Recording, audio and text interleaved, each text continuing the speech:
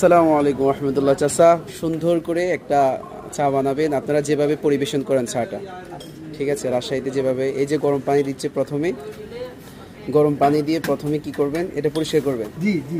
আমাদের এদিকে তো গরম পানি দেয় না, শুধু এমনি পানি দিয়ে পরিষ্কার করে দেয়। তার মানে হচ্ছে আপনারা খুব ভালোভাবে এটাকে হচ্ছে কাজ করে দেন। এরপর চিনি দেবেন, আমি চিনি কম খাই, ওইভাবে দেন।